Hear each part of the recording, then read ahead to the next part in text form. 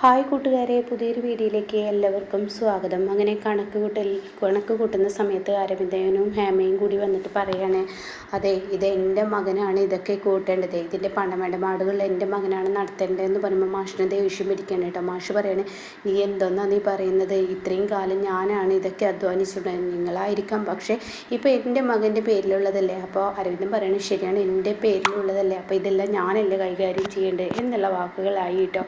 അങ്ങനെ ഈ സമയം ഇതങ്ങ് കേൾക്കുമ്പോൾ സത്യത്തിൽ മാഷിന് ദേഷ്യം പിടിക്കണ്ടിട്ടോ. എടാ നീ ആരോടാടാ ഈ കളിക്കുന്നത്? അപ്പോഴേക്കും ബാക്കി എല്ലാവരും നീറ്റ് നിൽക്കണം. രമേശനും രണ്ട് പെങ്ങന്മാരും അതുപോലെ തന്നെ ഗോവിന്ദമാമിയും ഒക്കെ എണീറ്റ് നിൽക്കണം കേട്ടോ. വേണ്ടച്ച വഴക്കിടണ്ട എന്ന് പറയുന്നുണ്ട് കേട്ടോ. ഇവൻ്റെ ഓരോ സംസാരം കേട്ടാലുണ്ടല്ലോ ചൊറിഞ്ഞു വരും. 3 നേരം ഒരു പഠിക്കും പോവാതെ മറ്റുള്ളവർ സമ്പാദിക്കുന്നതിൽ കൈയിടാൻ വരുന്ന ഇവൻ്റെ വൃത്തികെട്ട സ്വഭാവം ഉണ്ടല്ലോ. ഏതോ ഒരു കഷ്ടകാല സമയത്ത് ഇവൻ്റെ പേരിൽ ഞാൻ എഴുതിക്കെടുത്തു എന്നുള്ളത് സത്യം തന്നെയാണ്. പക്ഷെ അതിനും അതിൻ്റേതായ ഒരു കാര്യമുണ്ട്. അന്തസ്സുള്ളവനാണെങ്കിൽ നാണും മാനും ഇല്ലാത്തവനാണല്ലോ ഇവൻ. നാണും മാനും ഉള്ളവനാണെങ്കിൽ തീർച്ചയായും ആ സ്വത്ത് ഇങ്ങോട്ട് തിരിച്ചെഴുതാനുള്ള ആ ഒരു ഇതുണ്ടാവും എന്നൊക്കെ ഇങ്ങനെ പറയണം കേട്ടോ. അപ്പോഴേക്കും അരവിന്ദൻ പറയണേ, ഇതൊക്കെ ഞാനാണ് കണക്ക് കൂട്ടുന്നതിൻ്റെ സമയത്താണ് കേട്ടോ ഇവരുടെ മുന്നിലോട്ട് ഷേയുടെ അമ്മ വരുന്നത് കേട്ടോ. പക്ഷെ ഇവർക്ക് ആർക്കും അറിയില്ലല്ലോ ഷേയുടെ അമ്മയാണെന്ന്. അങ്ങനെ ഈ സമയം ചന്ദ്ര പറയണ, അയ്യോ അത് നമ്മുടെ ആകാശേട്ടൻ്റെ കൂട്ടുകാരിയുടെ ആണല്ലോ വരുന്നത്. ആ ശരിയാണല്ലോ. അപ്പോൾ ഹേമയും അരവിന്ദനും പരസ്പരം അങ്ങോട്ടും ഇങ്ങോട്ടും നോക്കണേ കേട്ടോ. വരട്ടെ, എൻ്റെ മകൻ ആരാണെന്ന് ഇപ്പം അറിയും. എന്തായാലും ഇവരിനിപ്പോൾ കുറച്ച് ഷോക്ക് അടിക്കാൻ പോകുന്നേ ഉള്ളൂ എന്നിങ്ങനെ ഹേമ അരവിന്ദനോട് പറയുമ്പോൾ ശരിയാണ് അമ്മേ എന്നും പറയുന്നുണ്ട്. അങ്ങനെ അവർ ചിരിച്ച് നിൽക്കുകയാണ്. അപ്പോൾ വരൂ ഇരിക്കൂ എന്നൊക്കെ പറഞ്ഞ് അവരെ സ്വീകരിക്കുകയാണ്. അങ്ങനെ മാഷ് പറയണം, ചില സാഹചര്യം കൊണ്ട് നിങ്ങളുടെ മകളെ എൻ്റെ മകൻ സ്നേഹിച്ചിരുന്നു എന്നുള്ള സത്യം പിന്നീടാണ് ഞാൻ മനസ്സിലാക്കിയത്. അപ്പോഴും ഷേയാണെന്ന് അറിയില്ല കേട്ടോ മനസ്സിലാക്കിയത്. എന്തായാലും ഞാൻ നിങ്ങളോട് ക്ഷമ പറയുന്നു എന്നൊക്കെ ഇങ്ങനെ പറഞ്ഞ് സംസാരിക്കുകയാണ്. ഓ ആയിക്കോട്ടെ, കുഴപ്പമൊന്നുമില്ല, ഞാനിപ്പോൾ വേറൊരു കാര്യം സംസാരിക്കാനാണ് വന്നത്, എൻ്റെ മകളുടെ വിവാഹക്കാര്യം. അതെന്താ ഇവിടെ വന്ന് സംസാരിക്കുക? നിങ്ങളുടെ മകളുടെ വിവാഹക്കാര്യം? അതെ, ഈ വീട്ടിലോട്ട് മരുമകളായി നിങ്ങളുടെ മരുമകളായി ഈ വീട്ടിൽ വരണം എന്നാണ് എൻ്റെ ആഗ്രഹം. അയ്യോ ഞാനൊരു കാര്യം പറയട്ടെ, ഈ നിൽക്കുന്ന അപ്പോഴേക്കും ചാരുവിനെയും അതുപോലെ ആകാശിനെയും വിളിപ്പിക്കാൻ പറയുന്നുണ്ട് കേട്ടോ. അങ്ങനെ ഈ സമയം ആകാശിനെയും ചാരുവിനെയും കാണിക്കുന്നുണ്ട്. അവർ ഇങ്ങനെ ഡ്രസ്സ് മാറിക്കൊണ്ടിരിക്കുകയാണ്. ആകാശ് ഓഫീസിലോട്ട് പോകാം. അപ്പോൾ ചാരു വന്നിട്ട് പറയുകയാണ്, പോവാൻ നേരമാണ് നിങ്ങൾ ഏത് സമയവും ഇങ്ങനെ ധൃതി പിടിച്ച് പോവാൻ നേരത്താണ് നിങ്ങളുടെ ധൃതി പിടിക്കൽ. എത്ര നേരമായി ഞാൻ വിളിക്കുന്നത്? ഒരു 10 മിനിറ്റ് മുന്നെയാണ് എണീക്കുക, കുറച്ച് നേരത്തെ എണീറ്റൂടെ? എൻ്റെ കാക്കുത്തി നാളെ മുതൽ ഞാൻ 5 മണിക്ക് എണീറ്റോളാം എന്നൊക്കെ ഇങ്ങനെ കാര്യം പറയാണ്. അപ്പോൾ ഉടൻ തന്നെ നിങ്ങൾ ഷർട്ട് താ എന്ന് പറഞ്ഞിട്ട് അത് പിടിച്ച് വാങ്ങുമ്പോൾ കാക്കുത്തി ഒരു ഉമ്മ വെക്കാനൊക്കെ ആകാശം ഒരുങ്ങുന്നത് കണ്ടിട്ടാണ് ടാനു അങ്ങോട്ടേക്ക് കടന്നു വരുന്നത്. അപ്പോൾ ആര് പറയണം, ഞാനൊന്നും കണ്ടില്ല, ഞാൻ എന്തായാലും കണ്ടിട്ടില്ല, ഇപ്പോൾ ഞാൻ നിങ്ങളെ വിളിക്കാൻ വന്നത് അത് പിന്നെ ആകാശത്തിൻ്റെ കൂട്ടുകാരിയുടെ അമ്മ അവിടെ വന്നിട്ടുണ്ട്. എൻ്റെ കൂട്ടുകാരിയുടെ അമ്മ അതെ അവിടെ വന്നിട്ടുണ്ട് എന്ന് പറയാനായിട്ട് അപ്പോൾ അവരുടെ പേരും പറയുന്നുണ്ട്. അങ്ങനെ ഈ സമയം ആകാശ് ആകെ ഞെട്ടലോട് കൂടി നിൽക്കുകയാണ്. അങ്ങനെ കടന്നു വരുന്ന സമയത്താണ് കേട്ടോ പെട്ടെന്ന് ചാരു ഇത് കാണുന്നത്, അതായത് ഷേയുടെ അമ്മയെ. അപ്പോൾ ഷേയുടെ അമ്മയെ കണ്ടോടെ തന്നെ ആകാശിനോട് പറയുന്നുണ്ട്, ഇതെന്തോ ഒരു പന്തികേടുണ്ടല്ലോ ആകാശേട്ട, ഇതിലെന്തോ ഒരു ചതിയുണ്ടെന്ന് പറയണേ. അങ്ങനെ ആകാശ് വാ എന്ന് പറയണേ. അങ്ങനെ ഇവരെ കണ്ടോടെ തന്നെ ആ മോനെ എന്നൊക്കെ പറഞ്ഞ് വിളിക്കുമ്പോൾ ആകാശിൻ്റെ മുഖം കറുത്തിട്ടുണ്ട് കേട്ടോ. അങ്ങനെ അവർ പറയണം, ഈ വീട്ടിലെ മരുമകളാവണം എൻ്റെ മകൾക്ക്, അതുകൊണ്ട് തന്നെ ഞാനൊരു വിവാഹാലോചനയുമായി വന്നതാണ്. അപ്പോൾ അത് കേൾക്കുന്ന ഗോവിന്ദമാമ അതുപോലെ തന്നെ മാഷൊക്കെ ഞെട്ടലോടുകൂടി നിൽക്കുകയുണ്ട്. അപ്പോൾ മാഷ് പറയുന്നത്, എന്താ നിങ്ങളീ പറയുന്നത്?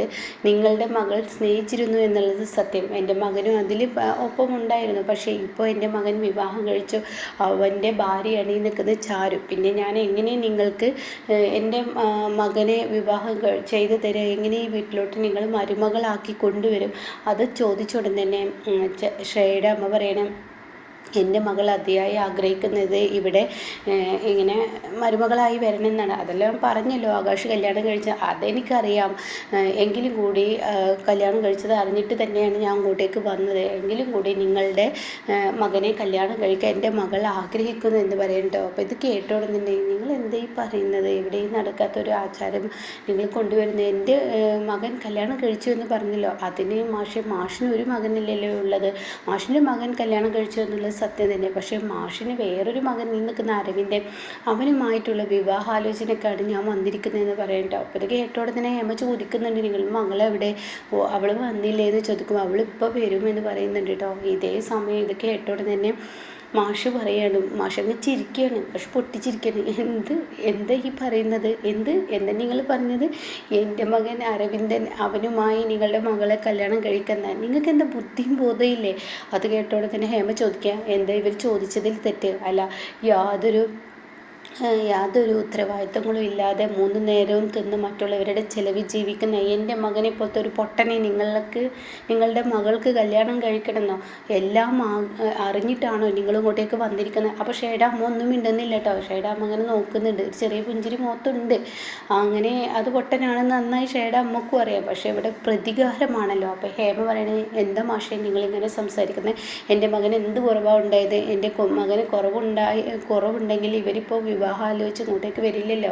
അപ്പോൾ ഉടൻ തന്നെ ഞാൻ പറയാനുള്ളത് പറഞ്ഞു. കാരണം എൻ്റെ മകൻ എന്നെ പക്ഷേ ഇവനെ ഒന്നിനും കൊള്ളാത്തവനാണ്. ഒരു പെൺകുട്ടിയുടെ ജീവിതം തകരുന്നത് കണ്ടു നിൽക്കാനൊന്നും എന്നെക്കൊണ്ട് പറ്റത്തില്ല. അപ്പോൾ അതിന് ഞാനൊരു കാര്യം പറയുകയാണ്, ഇവനെ കഴിയുന്നത് നിങ്ങളുടെ മകൾക്ക് കല്യാണം കഴിച്ച് കൊടുക്കാതിരിക്കുകയായിരിക്കും നല്ലത്. ഇവൻ താന്തോന്നിയാണ്, എപ്പോഴാണ് ജയിലിൽ പോകുമെന്ന് പറയാൻ പറ്റില്ല, അങ്ങനെ ഒരാളാണ് എന്നൊക്കെ ഷേഡ അമ്മയോട് പറയുമ്പോഴും അതിന് വില കൊടുക്കില്ല കേട്ടോ. അങ്ങനെ ഈ സമയം ആകാശിന് കാര്യങ്ങൾ ഇങ്ങനെ പിടികിട്ടി തുടങ്ങി. അപ്പോഴാണ് ആ സമയം അവിടെ വണ്ടി വന്ന് നിൽക്കുന്നത് ചീഫ് എഞ്ചിനീയറുടെ വണ്ടിയാണ്. ഇത് കാണുന്ന ആകാശ് മറ്റുള്ളവരൊക്കെ ഇങ്ങനെ നോക്കി നിൽക്കുമ്പോൾ അതിൽ നിന്ന് ഷേയ ഇറങ്ങുന്നു കേട്ടോ. അപ്പോൾ ഷേയെ കാണുന്ന മാഷിന് ദേഷ്യം പിടിക്കണേ, എന്താ ഇവൾ വീണ്ടും ഇങ്ങോട്ടേക്ക് വന്നിരിക്കുന്നത്? അപ്പോഴേക്കും ഗോവിന്ദമാമയും രമേശനും മറ്റുള്ളവരൊക്കെ പറയുന്നത്, എന്തിനാണ് വീണ്ടും ഇവൾ ഇങ്ങോട്ടേക്ക് വന്നിരിക്കുന്നതെന്ന്. അപ്പോഴാണ് കേട്ടോ ഈ സമയം ഉടൻ തന്നെ പറയുന്നത്, ഇതാണ് എൻ്റെ മകളെന്ന്. അത് കേൾക്കുന്ന മാഷ് ആകെ ഞെട്ടിപ്പോണ്. ഈശ്വര, ഇതെന്താ ഇപ്പോൾ ഈ നടക്കുന്നത് എന്നുള്ള ഭാവത്തിൽ മാഷിങ്ങനെ ഞെട്ടി നിൽക്കുകയാണ്. നിങ്ങളുടെ മകള് ഇതാണെന്നോ? അതെ, എൻ്റെ മകളാണ് ഈ ഷേയ, അതായത് ഇവിടുത്തെ ചീഫ് എഞ്ചിനീയർ എന്ന് പറയുന്നുട്ടോ. ഇത് കേൾക്കുന്ന മാഷിന് വിശ്വസിക്കാൻ പറ്റുന്നില്ലല്ലേ. എൻ്റെ അരവിന്ദന് കിട്ടിയ വിവാഹാലോചന ആലോചിച്ച് മാഷ് ഇപ്പോൾ കുറച്ച് നേരത്തെ കാർക്കിച്ച് തുപ്പിയല്ലോ, പൊട്ടനാണ്, അവനൊന്നിനും കൊള്ളാത്തവനാണ്. എന്നാൽ എൻ്റെ മകനെ അന്വേഷിച്ച് ഇവർ ഇങ്ങോട്ട് വന്നിരിക്കുകയാണ് ചീഫ് എഞ്ചിനീയർ. അത് കേൾക്കുന്ന മാഷിന് അത്ര വലിയ സുഖം തോന്നില്ല കേട്ടോ. മാഷ് പറയുന്നത്, ഒരിക്കലും ഈ വിവാഹം നടക്കില്ല എന്ന് പറയുന്നുട്ടോ. അപ്പോൾ ഈ ആകാശാണെങ്കിൽ ആകെ പതറിപ്പോവാണ്. ആകാശ് ഇങ്ങനെ പതറി ദേഷ്യത്തോടു കൂടി നിൽക്കുമ്പോൾ ചാരു കൈകളിൽ പിടിക്കണേ, ആകാശേട്ടാ അക്കുച്ചേട്ട ഇപ്പോൾ ഒന്നും മിണ്ടണ്ട, അക്കുച്ചേട്ടൻ മിണ്ടാതെ നിൽക്ക്, ഇതിൽ ചതിയുണ്ട്, ഇത് നമുക്കുള്ള ചതിയാണ്. എന്തായാലും ഈ വീട് ഇവൾ തകർത്ത് തരിപ്പണമാക്കുമെന്നുള്ളത് ഉറപ്പാണ് എന്നൊക്കെ പറയുമ്പോൾ ആകാശിൻ്റെ മനസ്സ് വല്ലാതെ വേദനിക്കുകയാണ് കേട്ടോ. അങ്ങനെ ഈ വിവാഹം നടത്താൻ പറ്റില്ലെന്നുള്ള ആ തീരുമാനവുമായി മാഷ് മുന്നോട്ട് പോകുമ്പോൾ ഉടൻ തന്നെ ഹേമ പറയുകയാണ്, എൻ്റെ മകന് ഇവരിങ്ങോട്ട് ആലോചനയുമായി വന്ന സ്ഥിതിക്ക് ഞാൻ ഈ വിവാഹം നടത്തും, മാഷ് തടയാൻ പറ്റുമെങ്കിൽ തടയും. പരന്തം പറയണേ, എനിക്കിഷ്ടപ്പെട്ട പെൺകുട്ടി ഇവളാണെങ്കിൽ തീർച്ചയായും എൻ്റെ കഴുത്തിൽ ഞാൻ താഴെ കിട്ടുമെന്ന് പറയാൻ കേട്ടോ. അങ്ങനെ മാഷിൻ്റെ മുന്നിലോട്ട് വിവാഹാലോചനയുമായി വന്നിരിക്കുകയാണ് ഷേയ. ഇനി കാര്യങ്ങളൊക്കെ കൈവിട്ടു പോവാണ്. ആകാശിൻ്റെ മനസ്സ് പിടിവിട്ടു പോവാണ്. അവൾ അവിടെ വന്നാൽ എന്താണ് ഉണ്ടാവുക എന്നുള്ളത് തീർച്ചയായും അറിയാവുന്നത് കൊണ്ട് തന്നെ ആകാശ് ഒരുപാട് ഈ വിവാഹം തടയാൻ ശ്രമിക്കൂട്ടോ.